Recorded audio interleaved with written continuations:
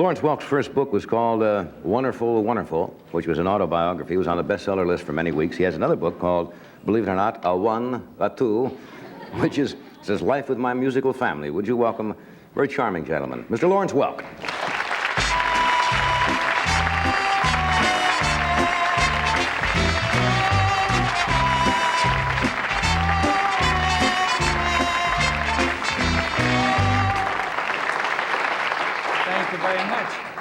I think these guys are auditioning just in case things fall apart here. They're ready to... My theme, Bubbles in the Wine. They got the theme down? How did that start? One of the things that you have never taught Doc how to do is the opening like this.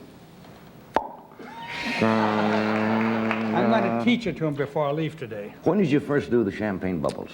Oh, it started at Pittsburgh, Pennsylvania. I don't know that we talked about that on the show. Did somebody come up with it, or...? No, I had a style, and we had a very small band. I couldn't afford to hire an arranger. I used to buy stocks and tear them up, you know, and work them up with the little band I had. And when we first played Coast to Coast, a great many people wrote us letters and said that our music was different. They said it reminded them of Champagne. And when so many letters came in along that line, we called it the Champagne music of Lawrence Welk. And it stuck. Boy, has it ever.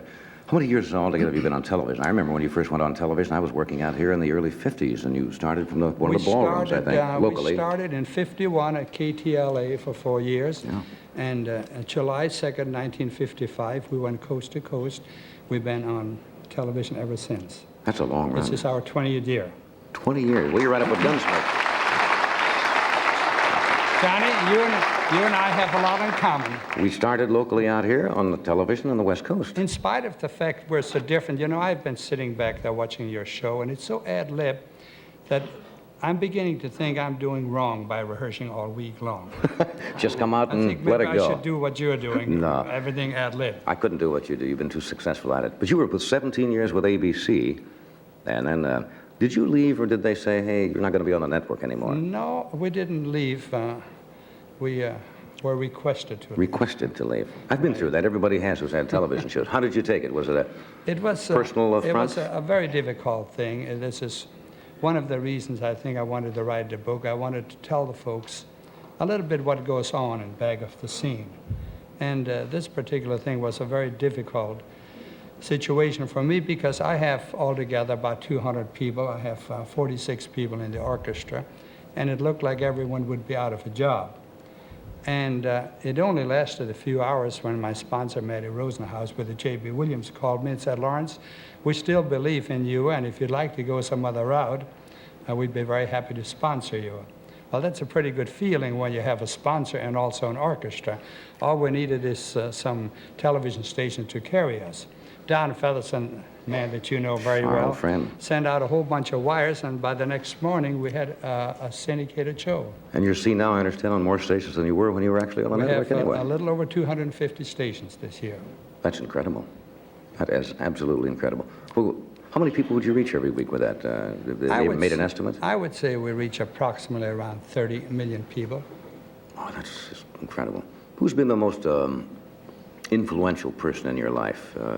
We talked about your beginning back in the Midwest and your folks briefly, but I don't think we've talked about who really has exerted the most influence in your career. Well, I'm not so sure if you could put it down to one person, because what we have is a musical family, and we have a great many people, great many musicians and singers and right-handed people that have been with us 15, 20, 25 years and even more.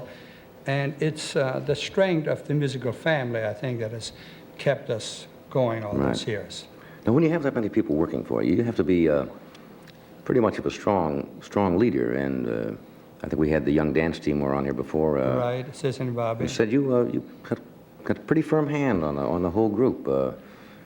I am known to be a sort of a slave driver, I guess, but really that's not the case, because if that would be the case, my people would have never stayed with me. Right. And we have an extremely wonderful association with our people.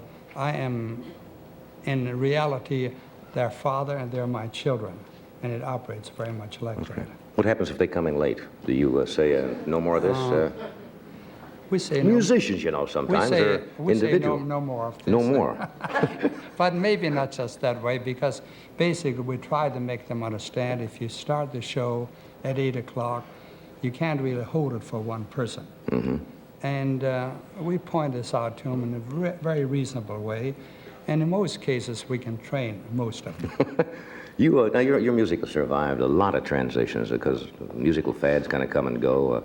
I know when the rock came in, they thought it was just going to be a passing thing, and it stayed very popular. But your orchestra has transcended all of that through the years. You haven't really changed your style particularly, have you? No, we really haven't. However, we updated it every year. For instance, today we play more big band music than we've ever played. We still play a touch of champagne music. And of course, we have a great many vocalists in the orchestra. But I think today, if I may brag a little bit on my musical family, I think today our musicians, our orchestra, I think it works at a higher degree or at a higher level of perfection than any time in my lifetime. We taped Dankeschön. We taped the show last night and we paid tribute to Duke Ellington. And I would say that's possibly one of the best shows of my lifetime. I remember at one time when George Cates was conducting the orchestra there, I stood on the sidelines and I had goose pimples all the way from my toes to my head. It was so thrilling to see that because the band really operates tremendously today. Have your sponsors ever come to you and say, hey, Lawrence, we want you to try a different musical thing, or we want you to play certain selections? Do you ever get any pressure to do certain things? Not really. I think this is possibly one of the highlights of our orchestra. We never had any interference with our sponsor. Our sponsor has been very wonderful. They believed in us. They don't tell us do this or that. And that's a security. That's a great help for an orchestra leader or someone that has the show. Yeah. You've been kidded in your career by some of the so-called musical sophisticates who said, well, it's kind of corny and so forth and so on. But Johnny, you know no one ever called me corny. No.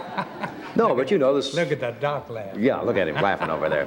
They've only been going at it 27 or 30, 40 years. I had him on my show, and it's about time we bring him on again. This guy is wonderful. Did he dance with Sissy, or did he play? No, he claimed he had a bad foot, but next time he comes on, I'm going to have him dance with Sissy. A polka. Why don't you go over and lead our band? You want to do a little polka or something, or get somebody from the audience? You always dance with him. Take our band, get a lady, and a little polka. Help yourself. Little polka, get somebody to dance with you? Doc never dances with anybody from the audience. I think maybe we ought to swing out with the fellas. You got a nice little swing arrangement? We got a thing you like here called Nifty Riff. Nifty riff? Okay. You know how to beat them off? I do, yes. A 1 and a 2. Okay. Boys, are you ready? Hi, fellas. Okay, here we go, boys. A 1, 2, and...